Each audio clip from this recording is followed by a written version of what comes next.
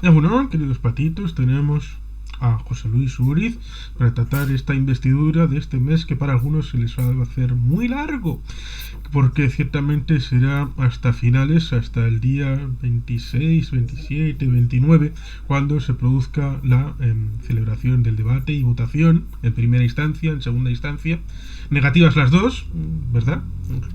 Ciertamente, pero de aquí a entonces habrá que poner las bases de lo que va a pasar y ciertamente, querido amigo José Luis, pues encantado de tenerte por aquí. Bueno, pues un placer estar con vosotros y bueno, pues efectivamente va a ser así, ¿no? Porque esto es la crónica de un fracaso anunciado, ¿no? Porque no hay ninguna duda de que el señor Feijóo no tiene los apoyos necesarios, que son más de 26 diputados, perdón, 176 diputados para poder ser presidente del gobierno. Que no ganó las elecciones, fue el partido más votado, pero no ganó las elecciones porque no puede ser presidente del gobierno. Sí, pudimos recordar el hecho de que en 2016, cuando ganó las elecciones formalmente el Partido Popular, pero Rajoy rechazó el hecho de ir a una investidura porque no se veía con los números suficientes. Luego, finalmente tuvo la investidura a través de los votos de Ciudadanos, pero esa circunstancia con 137 votos ser incapaz de hacer una mayoría ya la ha vivido el Partido Popular, por lo tanto en teoría ya tiene esa experiencia. Sí, bueno, para que parece ser que el señor Rajoy era más sensato que, fíjate, lo que es la vida, ¿no? Más sensato que el señor Feijóo, ¿no? Yo todo esto lo relaciono con la situación interna que tiene el señor Feijóo en el Partido Popular. Ya se vio ayer con la aparición nuevamente de la señora Isabel Díaz Ayuso. Eh, Tiene una situación terrible dentro del Partido Popular y luego tiene la posibilidad de que la señora Ayuso pues le haga la cama y efectivamente lo que quiera es que fracase, ¿no? Y yo aquí tengo una cosa que a mí me parece evidente, ¿no? En la última semana de la campaña electoral entró en escena el tenebroso personaje Miguel Ángel Rodríguez, que hay que recordar que es una persona que tiene hilo directo con Steve Bannon y con el mundo trumpista, ¿no? de Trump. Desde que apareció en escena el señor Miguel Ángel Rodríguez, no ha levantado cabeza el señor Feijóo. ¿Eso es porque el señor Miguel Ángel Rodríguez es muy malo? No, que va. Yo creo que es el más listo de la clase. Y por tanto, en mi opinión, todos los errores cometidos en esa última semana condujeron al fracaso electoral del señor Feijóo. Yo a veces pienso mal, porque dicen que piensa mal y acerteras, y creo que lo hizo precisamente para que fracasara, ¿no? Para que su, digamos, protegida, que es la señora Ayuso, pudiera ocupar un trono ya vacío ante ese fracaso, ¿no? ¿Será verdad? ¿Será mentira? No lo sé, pero todo indica que va por ahí la cuestión. Sí, resulta curioso porque uno cuando tiene memoria, la tuya es más grande que la mía, evidentemente, pues cuando uno tiene memoria piensa en 2011, cuando evidentemente el socialismo estaba desgastado, sobre todo por la crisis, por el ejercicio de gobierno, porque desgasta más estar en la oposición que estar en el gobierno, eso lo sabe todo el mundo. Pero el Partido Socialista perdió 3 millones de votos, con lo cual con una mínima subida del Partido Popular significó esa mayoría absoluta, con una campaña que básicamente fue un spot dando esperanza pero haciendo poco, muy poquito, con la idea de que el gobierno caería como fruta maruda, con la sociedad habiendo tenido esa idea de los fallos socialistas, siendo socializada esa idea, y que la gente, bien por desgaste, dejaría de votar al Partido Socialista y se iría a su casa, y esa poca gente de votantes nuevos del Partido Popular ya iría a dar esa mayoría, que es lo que supuestamente pronosticaba toda la encuestadora que había sobre la faz de la Tierra en esa segunda semana de la campaña electoral, hasta el punto de que no fue al debate Feijóo, le hicieron ver como que mejor no hacía nada. Es decir, volver al mismo esquema de tú no hagas nada, la gente socialista dejará de votar, la gente del PP votará lo mismo y por tanto habrá una mayoría absoluta con Vox. De ahí la frustración de que eso no fue. Ya, pero es que sí que hizo. O sea, hizo dos cosas. Durante la última semana de campaña electoral, mentir. A veces los políticos, como están en esa especie de torre de marfil, se alejan de la realidad, ¿no? Y piensan que la gente es tonta, ¿no? Bueno, pues la gente no es tonta. Y la gente vio que en esa semana el señor Feijóo, empezando por el propio debate que tuvo con Pedro Sánchez, no hizo nada más que mentir. Y además, durante ese tiempo, los resultados del 28M le condujeron, en mi opinión, excesivamente rápido, deprisa, y tenemos un ejemplo con la Comunidad Valenciana, a llegar a acuerdos con Vox. Vamos, tantos acuerdos como que más de 100, creo que son 120 y tantos municipios, algunos importantes como Valladolid o Burgos, etcétera, están gobernados por el Partido Popular con el apoyo de Vox, con Vox en el gobierno. Y varias comunidades autónomas importantes, como por ejemplo la Comunidad Valenciana, como Extremadura, que fue el paradigma de la sinrazón, o Aragón, ya Castilla y León ya estaba. Entonces, y ahora precisamente, probablemente en un par de días o tres, yo creo que el lunes, van a llegar a un acuerdo en Murcia.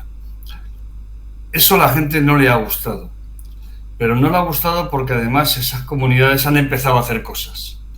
O sea, no solamente era lo que decían, sino lo que hacían.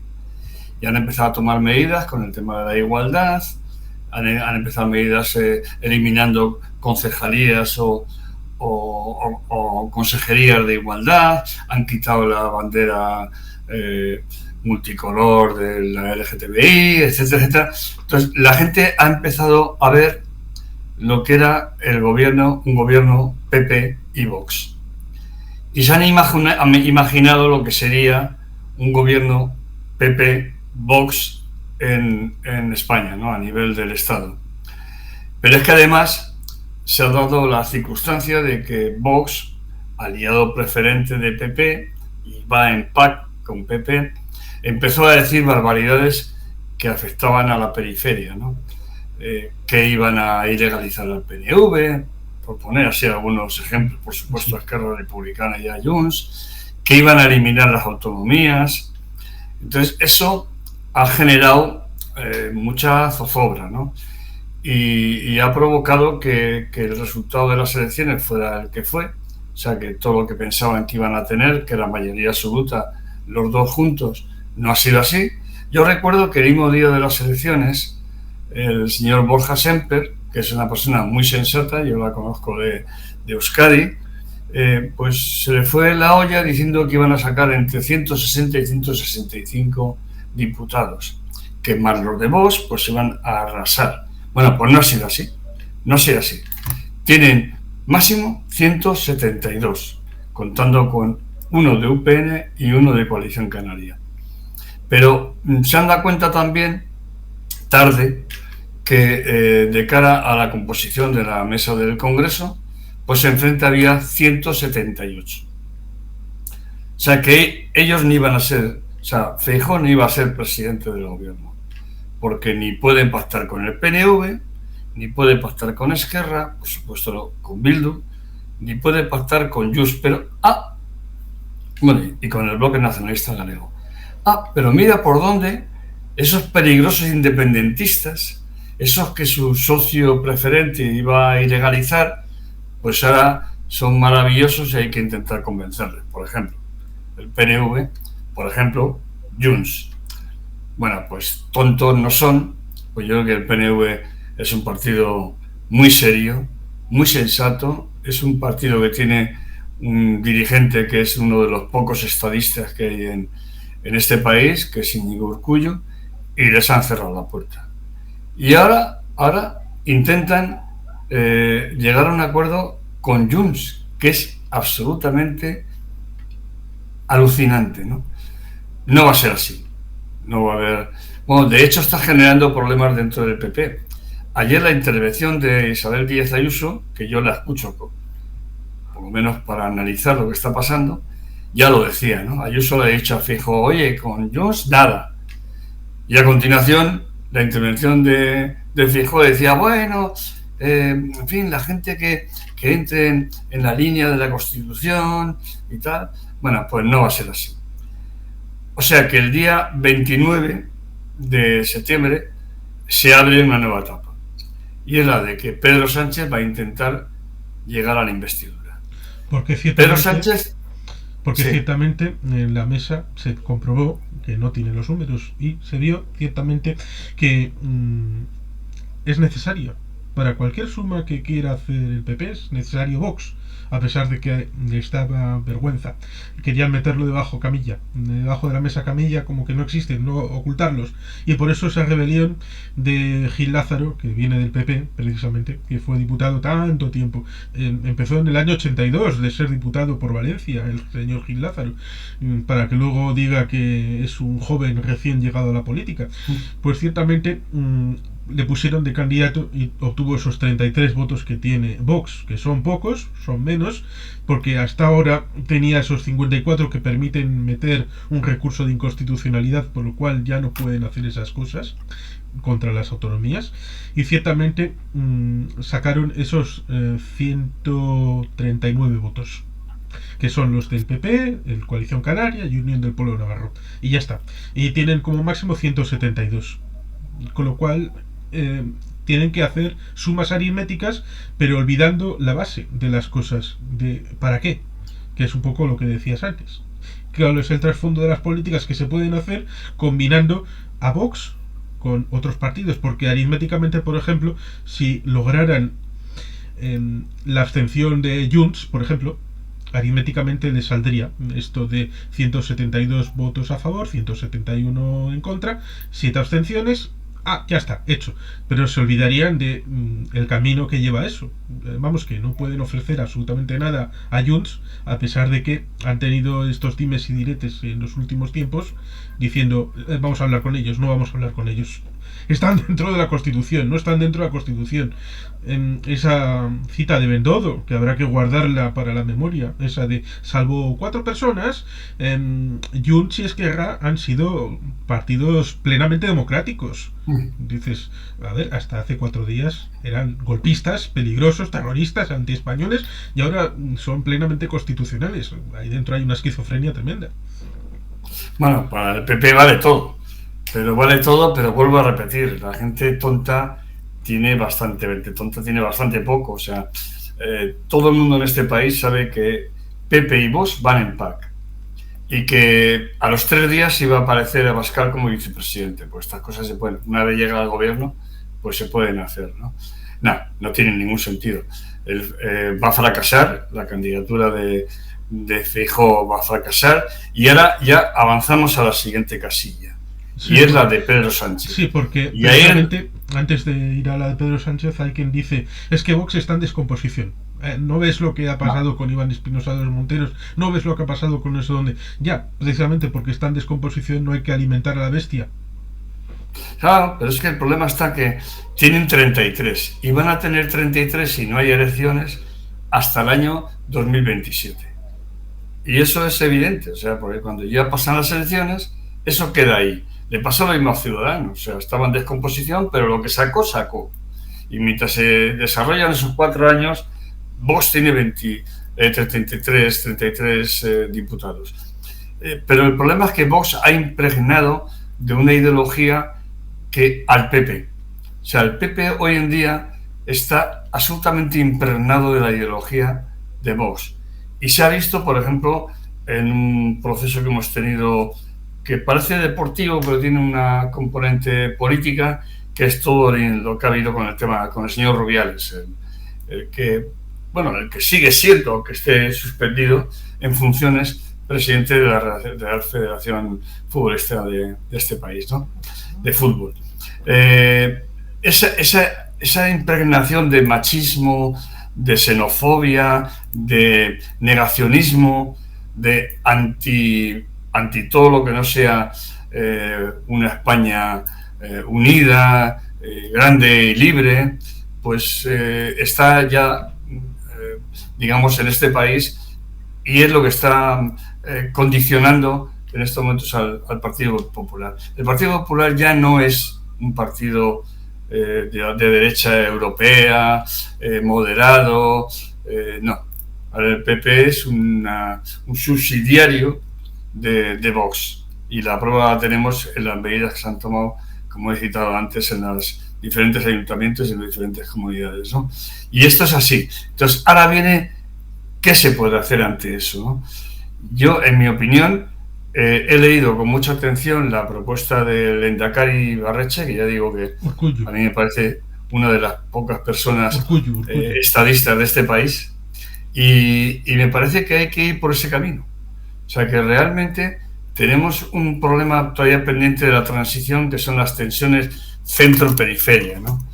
Y esas tensiones que se han eliminado bastante en Cataluña, porque fíjate cómo cogimos Cataluña hace 5 años y cómo está Cataluña ahora, ¿no? Hay que aprovechar esta legislatura para darle solución, ¿no? Para tranquilizar las aguas en Euskadi, para tranquilizar las aguas, especialmente Cataluña. Y eso solo se puede hacer con un gobierno progresista y de izquierda, con un gobierno de coalición PSOE-Sumar, con el apoyo externo de esa periferia. Y ese es el trabajo que tenemos que realizar. Yo, personalmente, creo que hay que mirar con mucho cariño esa propuesta del Lehendakari, porque ahí podemos tener la solución de este país para los próximos 40 años. Sí, es una propuesta que se incardina en la reflexión dentro de la Constitución, sin salir de los límites, con una interpretación extensiva que capacita, por ejemplo, la disposición adicional primera, que respeta y ampara de los derechos forales de los territorios históricos, de los 4 que conformamos la nación foral, que dice Iñigo Urkullu. Ciertamente hay otras disposiciones de la Constitución que permiten una revisión de lo que habla el artículo 2 de nacionalidades y regiones. Por tanto, ciertamente hay capacidad, y eso lo ha plasmado varias veces el Lehendakari en varias intervenciones, y ha resultado bastante bien aceptado por lo general esta propuesta, que evidentemente significa que para la investidura, tal vez el 17 de octubre, de Pedro Sánchez, pues evidentemente necesita no solamente los votos del Partido Socialista, que evidentemente los tendrá, los 121, seguramente llegará a un acuerdo del gobierno de coalición con Sumar, con esos 31 votos, son 152, necesita más. Apoyo externo, como fueron los 26 que apoyaron a Francina Mergol para la mesa, pero eso habrá que firmar acuerdos, por lo menos el que firmó el PNV el día 29-30 de diciembre de 2019 para la investidura del 4 de enero del 2020, habrá que actualizarlo, hacer un acuerdo recordando lo que se dejó fuera para incorporarlo y otros elementos. El PNV tendrá seguramente la oportunidad de negociar algo parecido. Junts Esquerra, pues evidentemente tienen, antes del 14 de febrero del 2025 hay elecciones en Cataluña, claro, con la dualidad que hay ahí dentro, y evidentemente necesitarán elementos para presentar al pueblo de Cataluña. Y por supuesto también incorporar al BNG, que hay elecciones el año que viene junto a las del País Vasco, y hay la posibilidad de que lidere el cambio. Ana Pontón, que es la líder del BNG, tal vez sea la próxima presidenta de la Xunta de Galicia. Hay una cuestión, yo creo que es evidente que efectivamente eso que has expuesto es así, ¿no? Pero yo creo que el PSOE y Sumar tienen que tener claro que esta es una oportunidad. No nos dan los números para lo que otros quieren, ¿no? O sea, no hay números para plantear la independencia ni de Euskadi ni de Cataluña. Eso y además yo personalmente estoy en contra. Pero sí hay números para otras cuestiones, ¿no? Por ejemplo, lo que es enumerado, ¿no? Y luego después hay un elemento que es el artículo 92, que todavía no se ha explorado, de la Constitución. Por supuesto, también está la transitoria cuarta en lo que se refiere a Euskadi y Navarra. O sea, eso está en la Constitución, o sea, eso es constitucional. Y además del artículo 92 está el famoso tema de la amnistía, ¿no? La amnistía es constitucional. O sea, eso que están diciendo desde la derecha y la derecha extrema y la extrema derecha es falso. O sea, la amnistía es posible según la Constitución. Y yo creo que se va a hacer. En mi opinión se va a hacer. ¿Por qué? Porque hay 2.000 y pico personas, según los datos, casi 3.000, que están todavía pendientes de juicios de lo que pasó el famoso 1 de octubre y aquellas tensiones que provocó el PP de Rajoy, ¿no? Eso yo creo que tranquilizaría mucho la situación. Para el independentismo catalán eso sería muy bien visto. Eso es posible y yo creo que se va a hacer.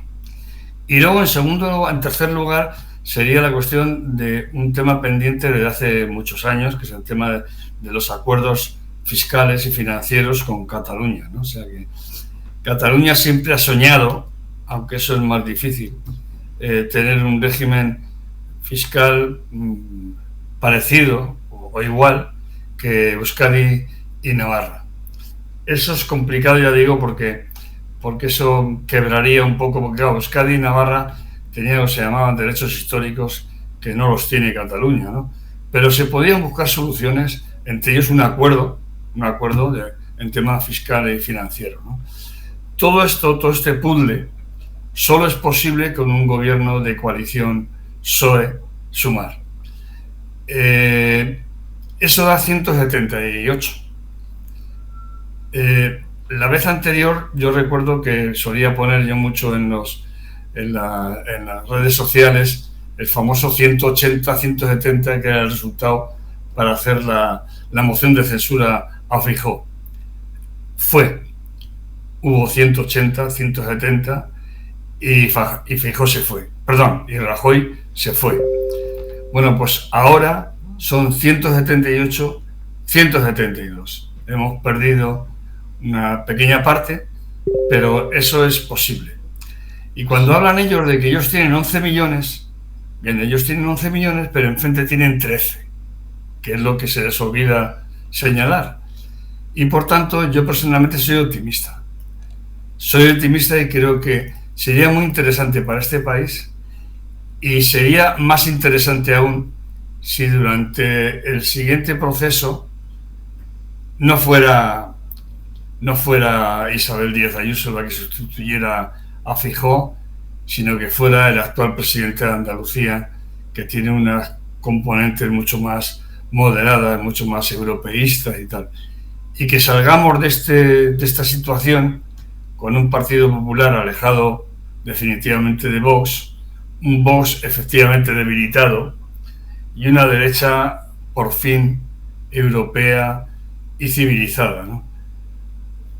Ese es mi sueño, ¿no? Hoy. No es tan complicado pensar que el diputado de Coalición Canaria en el Congreso pueda ser susceptible de votar en algún momento, no digo en la investidura, pero en algún momento de la legislatura, con el gobierno. Porque sí, ya lo hizo. Si bien es cierto que tiene un acuerdo de gobierno en Canarias, en Coalición Canaria con el PP, es la presidencia la que tienen ellos, con la persona de Fernando Clavijo, con lo cual ciertamente a través de elementos como la financiación, que no se renovó en 2014, no se renovó en 2019 y veremos si se hace en 2024, lo veo complicado. Ciertamente necesitan instrumentos de gobierno para Canarias, porque ciertamente, como has dicho, hay varias distinciones entre comunidades autónomas, ninguna se parece a otra. Tienen las dos comunidades forales con el sistema de concierto y convenio, y luego está el régimen común, que ciertamente se negocia cada 5 años. El sistema LOFCA es un sistema distinto que prácticamente nadie sabría, y esto lo he comprobado, nadie sabe cómo definirlo, cómo estructurarlo, cómo presentarlo. Es un sistema injusto, es un sistema obsoleto y que genera muchas ineficiencias, como se vio precisamente en la crisis con el FLA, el fondo de proveedores, diversas fórmulas que han llevado a una deuda enorme de las comunidades autónomas de régimen común. Y que esto evidentemente implica a Cataluña porque está incorporada en este sistema que, como Valencia o otras comunidades, sufren un déficit y una deuda espectacular por todas estas circunstancias, lo cual ciertamente lleva al hecho que has comentado del País Vasco. Me resulta interesante porque hay una ponencia de autogobierno en el País Vasco, en el Parlamento Vasco, y el nuevo gobierno no es exactamente nuevo, sino evidentemente por las elecciones, dado que es parecido al anterior, de María Chivite con Geroa, ciertamente ha comprometido el hecho de abrir una ponencia en el Parlamento Foral de autogobierno para la actualización de la ley de mejoramiento del fuero. Y una vía podría ser precisamente interesante porque si se activara la disposición transitoria cuarta y lo votara el Parlamento y se votara el referéndum favorablemente, habría que acordar entre las dos comunidades, un estatuto común, con lo cual sería útil para una actualización en un espacio común, en un solo estatuto, tanto para la ley de mejoramiento como para el Parlamento Vasco, con lo cual sería unificar el proceso de actualización de autogobierno en un solo proceso. Es que fíjate, eso ya ha estado encima de la mesa. Ya ha estado firmado en el gobierno de Navarra, cuando Otano fue presidente del gobierno de Navarra. El proceso de 1995-96. Ese órgano común permanente entre las dos comunidades autónomas. Otano cayó por eso. Otano cayó porque esa información la tenía, la información de la cuenta esa famosa de Suiza, porque hay que recordar que Otano nunca fue un corrupto, sino que fue un elemento que se utilizó para esa cuenta de Suiza, ¿no? Esa información la tenía el Diario de Navarra, la tenía guardada bajo llave, hasta que Otano decidió tener la valentía de firmar esa disposición para constituir un órgano común permanente entre Euskadi y Navarra. Pero es que ya hay una especie de órgano entre Navarra, Euskadi y Aquitania, o sea que esa es la Euroregión, lo que se denomina Euroregión, porque es que es un tema que yo he escrito sobre eso hace muchísimos años, ¿no? La Euroregión es legal, o sea, se puede constituir una Euroregión que sea prácticamente Euskadi en el sentido independentista, ¿no? Y de hecho ya existe una Euroregión, que es lo que ignoran en el resto del Estado. Ya funciona una Euroregión con Euskadi, sí, que Navarra y en el año 2000 Navarra se fue con UPN y cuando entró Uso de Barcos ya la presidencia hemos vuelto. Sí. Efectivamente. Entonces, pero es que, fíjate, gobernamos en Euskadi con el PNV. El PSOE gobierna en Euskadi con el PNV. En Navarra con el PNV, versión Geroa, también con Sumar, ¿no? Y en Cataluña hay que recordar que, por ejemplo, la legislatura anterior gobernó la Diputación de Barcelona, por ejemplo, la gobernó con Junts. Y la relación con Esquerra es fantástica. Pero es que además en estas elecciones en Cataluña ha ganado el PSC. Pero es que segunda fuerza en estas elecciones generales ha sido Sumar. O sea que aquí hay que tener cuidado, porque claro, la alternativa de no llegar a un acuerdo para que Pedro Sánchez sea presidente sería elecciones anticipadas, ya una vez fracasado Feijóo. Pero en Cataluña, ¿a quién le interesan las elecciones anticipadas? Por ejemplo, Junts. Junts ha conseguido un diputado en Tarragona con prácticamente 1000 y pico votos. Otro diputado en Girona por 200, y estoy hablando de memoria, por muy pocos votos. Si queda como el malo de la película, bueno, sería evidente que Junts ya no sacaría 7 diputados, sino que probablemente sacaría 5 o 4. No le interesa unas elecciones anticipadas.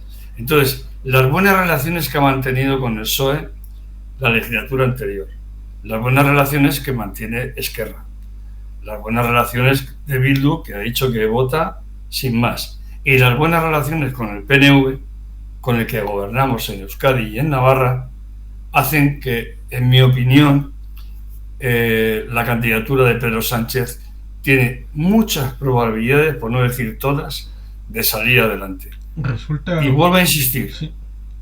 El problema sigue al día siguiente.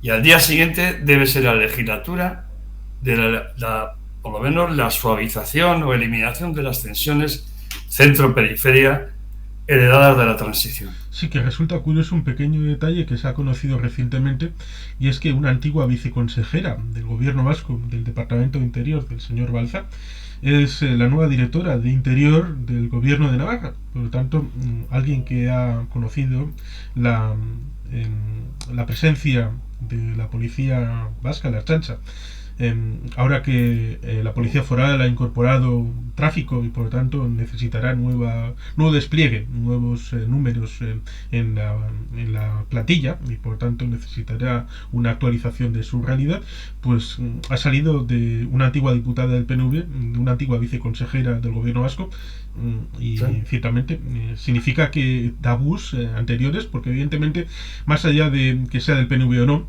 se coge a alguien que tenga experiencia, y hay pocas policías en el Estado español, aparte de Guardia Civil, Policía Nacional, pues ciertamente han ido donde había experiencia.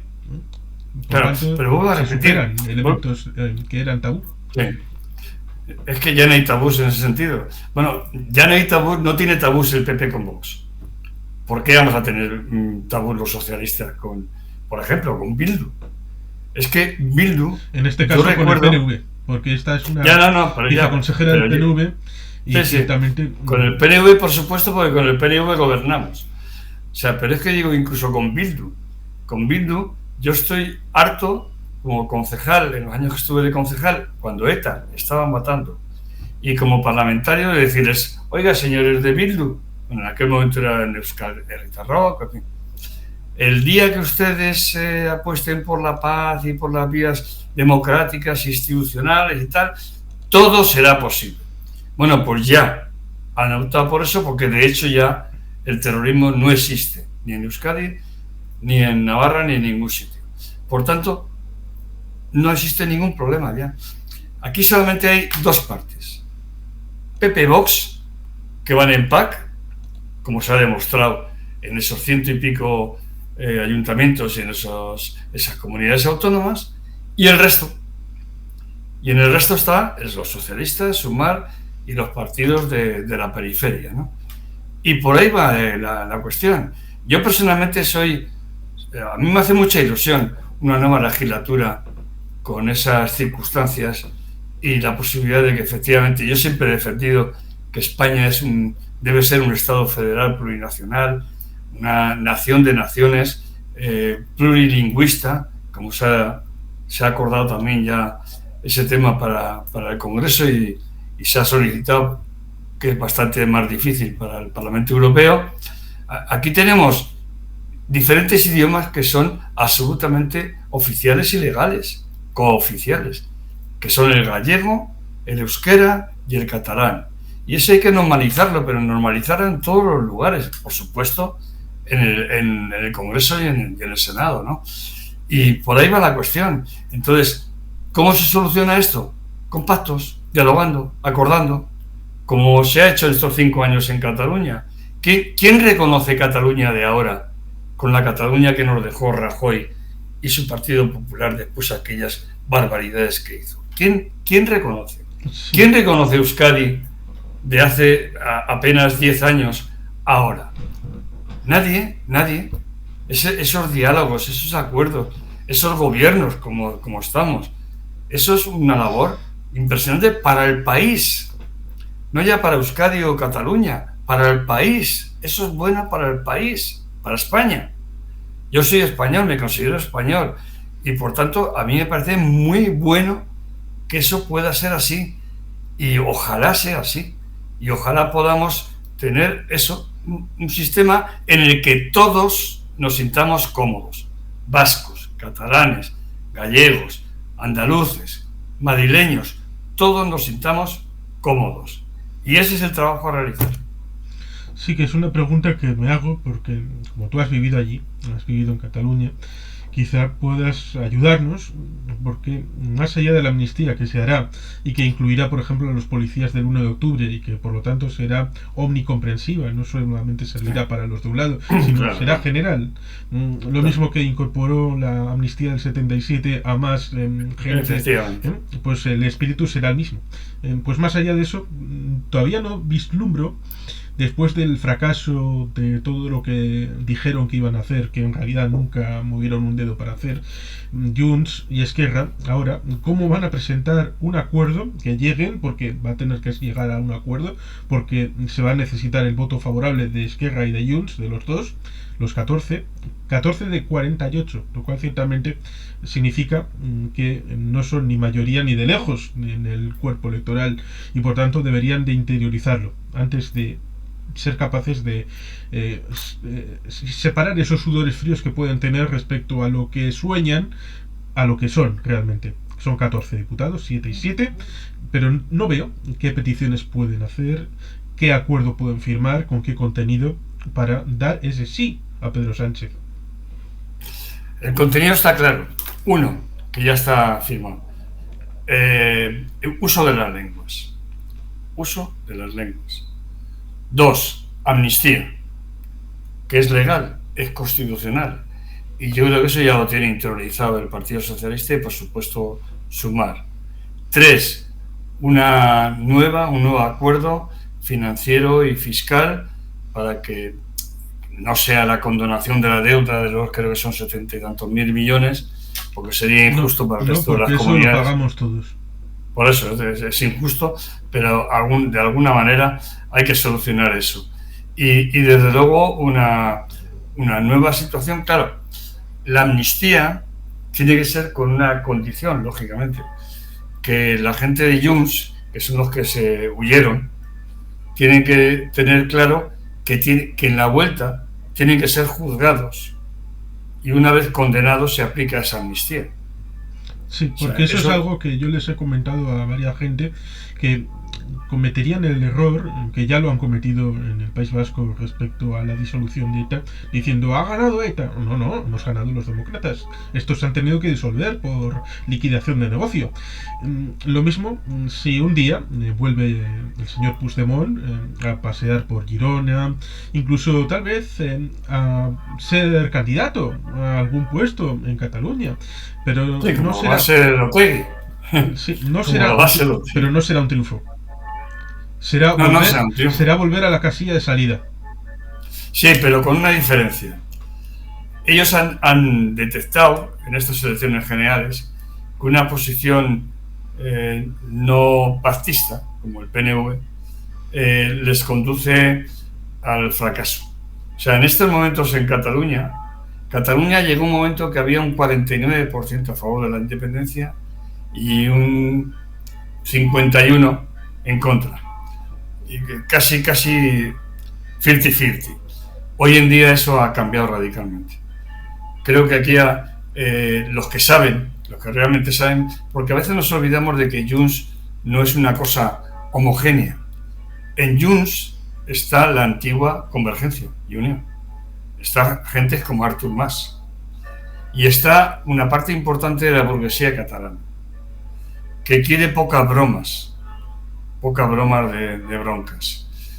Eso sumado a lo que he comentado antes, de que unas elecciones anticipadas les dejaría en una situación muy, muy difícil, especialmente para las elecciones de Cataluña que vienen posteriormente, ¿no? Con un PSC al alza. Si yo fuera de Junts, no tendría ninguna duda en aceptar el acuerdo con el PSOE. O sea, en votar a Pedro Sánchez. Y luego vender el producto, pues eso que tenemos las lenguas, tenemos la amnistía. La amnistía es muy importante para ellos. Es que hay casi 3.000 personas implicadas. Pocas bromas. Y tenemos un acuerdo para el tema fiscal y financiero, ¿no? Y esa es la cuestión. Y a partir de ahí, pues trabajar de cara al futuro. Artículo 92, pues es probable. ¿Por qué no en la próxima legislatura hacer no un referéndum, pero sí una especie de, no sé cómo denominarlo, una solicitud a la ciudadanía catalana que se manifieste? Sí, claro, lógicamente no tiene valor judicial o definitivo, sino es únicamente a título informativo, ¿no? Pues también se puede. Desde luego lo que no, perdón, lo que no va a haber es que si al final hay elecciones anticipadas y llega Feijóo con Abascal, no va a haber ni eso ni nada. Abascal señaló que si él entraba en el gobierno, las calles de Barcelona volverían a arder. Que no se olvide eso, que no se le olvide al PNV que quería legalizarles, y a Junts y a Esquerra y a Bildu. Que no se les olvide que planteaba la eliminación de las comunidades autónomas, de las autonomías. Que no se olvide eso. Y es que la alternativa a Pedro Sánchez y un gobierno de coalición con Sumar es un gobierno de coalición Feijóo-Abascal. Que no se nos olvide nunca. Y que ciertamente hay un elemento que, tirando de esto, y de Steve Bannon y de toda esta gente, unido a Orbán y al PiS en Polonia, en la última semana, en la última semana de campaña, Vox sacó una cosa que es contraria a lo que ese espectro ideológico ha dicho en España en los últimos años y décadas. En esos países, para tratar de, dado que no tienen posibilidades, por lo menos hasta ahora, de gobierno, en Hungría sí, pero en otros lugares no, y han dependido, por ejemplo, Meloni depende de la antigua democracia cristiana y del partido de Berlusconi, que en paz descanse, y todos estos, para tener una mayoría. Ciertamente traspasan la decisión a la ciudadanía. ¿Cómo? Haciendo referéndums.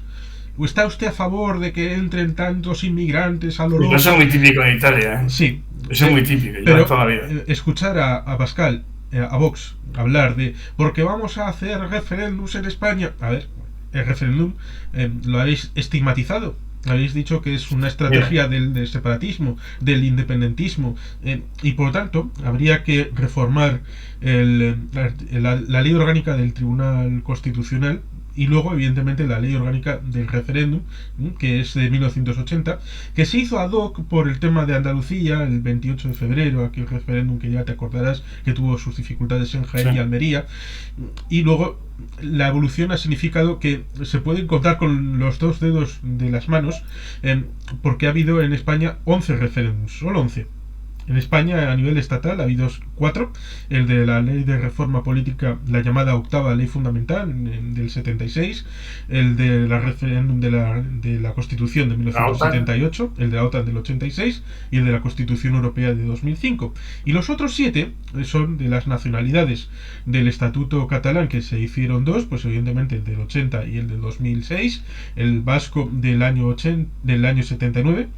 En Galicia del año 80, el Estatuto Gallego, y los otros 3 de Andalucía, el del 28 de febrero, luego para los 2 estatutos, el del 81 y el del 2006. Pero más allá de eso, uno se encuentra, por ejemplo, Basauri, una localidad, 50.000 habitantes, al lado de Bilbao, va a hacer una reforma de su plan de ordenación urbana y necesitan, porque es un tema polémico, el cubrimiento de unas vías, y necesitan el soporte de la gente para salir adelante. Y ese referéndum, esa consulta, necesita ser avalado por el Consejo de Ministros. ¿Qué sentido tiene? En Pamplona, Ibarrola, la alcaldesa, ha planteado un referéndum para el famoso, fíjate para qué, para el famoso aparcamiento subterráneo de la Plaza de la Cruz. O sea, que es que UPN, que es un partido muy parecido al Partido Popular, está planteando referéndum en Pamplona. Pero es eso, habría que hacer una pedagogía, pero también cambiar las leyes que constriñen el hecho de que hemos naturalizado que cuando hablamos de referéndum hablamos de un referéndum, y cuando hablamos de consulta hablamos de un tipo de consulta. Y habría que socializar la idea de que es un instrumento democrático para hacer participar a la ciudadanía, como sucede en Italia, o en Suiza, o en Canadá, o en Finlandia, Suecia, Noruega. Es un instrumento muy útil para incorporar a la ciudadanía más allá de 4 años, que esté activa, sí, y hay elementos que sí, puedes hacer esa comunión sí, sí, de realidades. sí, de acuerdo. Y al hilo de lo que planteabas de la propuesta de Vox, mira, yo creo que a la gente yo le recomendaría, yo sigo mucho a Vox, sigo mucho en las redes sociales, porque me da una idea de el comunicado que han sacado con el tema de Rubiales, que la gente no ha tenido el eco que debía tener. El comunicado que sacó el vicepresidente de Castilla y León, El señor Gallardo. vicepresidente de Castilla y León, Sí. El con el señor PP, Gallardo, con el señor tema de la Gallardo. ganadería y lo que pasó, Sí, que no, resulta no, pero es que ha increíble. hecho un comunicado sobre el tema de Rubiales en el que señala: la violencia no tiene género. Eso lo ha sacado, lo ha planteado un vicepresidente del gobierno de Castilla y León con el Partido Popular de presidente. La violencia no tiene género. Un año en el que llevamos ya 40 mujeres asesinadas. 12 en el verano, en julio y agosto. Eso la gente tiene que entender. O sea, yo a veces me enervo. Yo no quiero que este país lo gobierne PP y Vox nunca, nunca, jamás. Y por tanto yo creo que todo lo que haya que hacer para evitarlo hay que hacerlo. ¿Ha Hay que dicho hacerlo. algo el bombero torero de Valencia? ¿Ha dicho algo?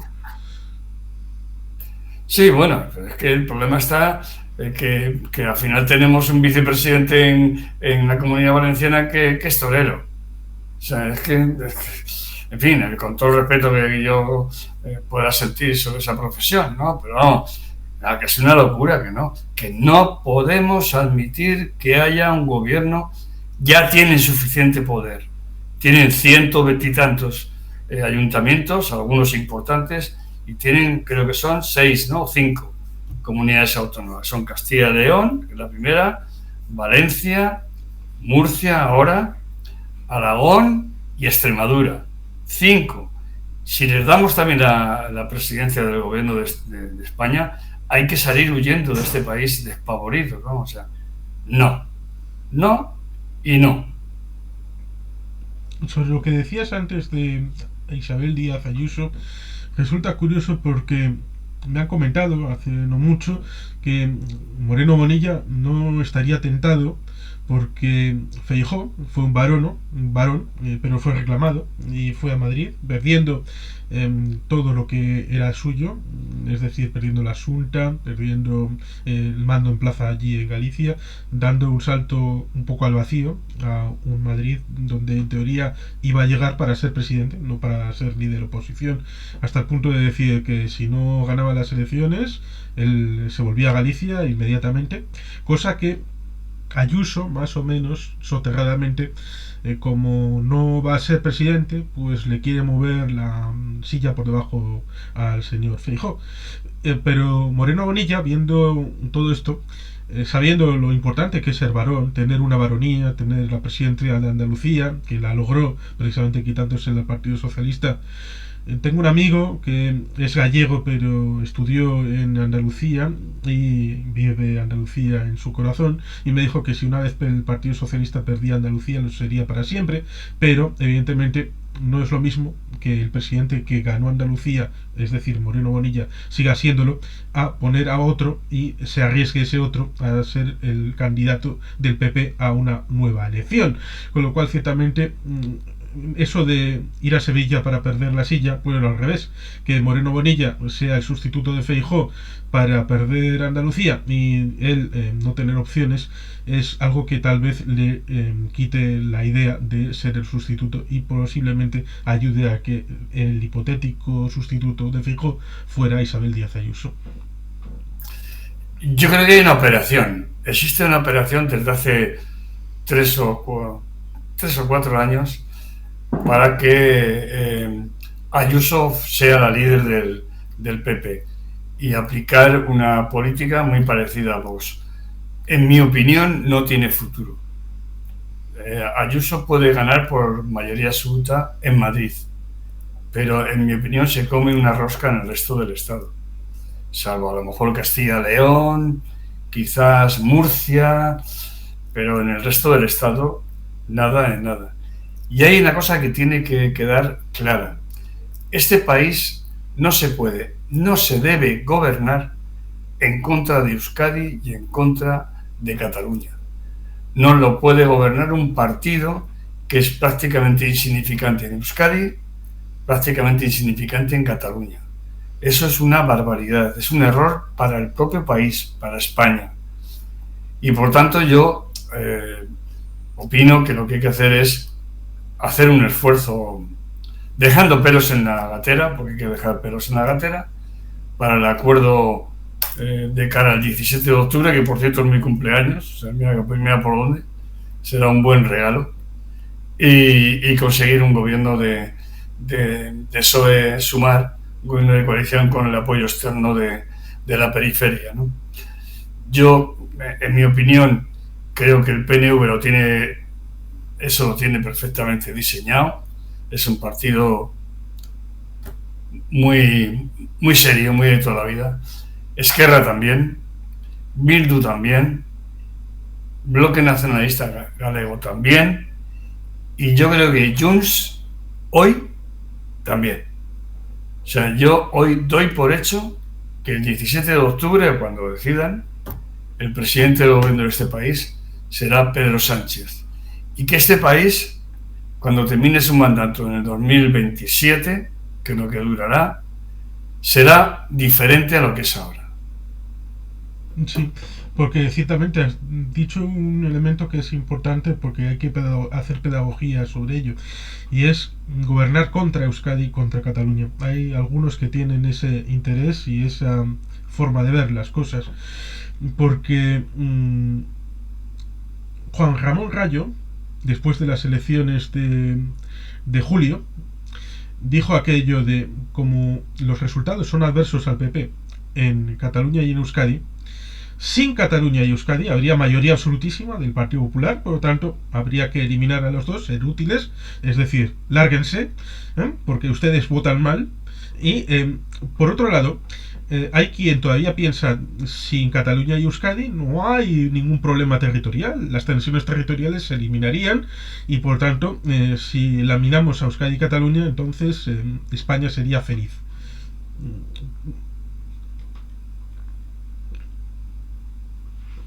Que en vez de 45 millones serían 11 millones menos, que es Euskadi, Navarra y Cataluña son 11 millones. O sea, habría que eliminar un cuarto, un 25% de la población. No, eso es impensable, vamos, o sea, por mucho que planteen esa entelequia. No. Este país es con Euskadi y con Cataluña. Lo que hay que conseguir es un esquema general que permita vivir juntos, cómodos, de una manera cómoda, a todos. ¿Que eso es difícil? Claro. Las grandes cuestiones pues son difíciles de conseguir, pero es posible. Es posible, es probable. Sí, y ciertamente lo que habría que lograr es, más allá de ese 17 de octubre, que creo que sea... hombre, yo creo que además de una investidura, que te devuelvan el carnet también sería un buen regalo de cumpleaños, pero ciertamente, más allá de sacar adelante una investidura, habrá que sacar esos 4 años, porque habrá muchas votaciones, claro, y habrá que generar unas sinergias que no se han hecho del todo en esta legislatura. Claro. Informaciones previas, estar con ese control de las circunstancias.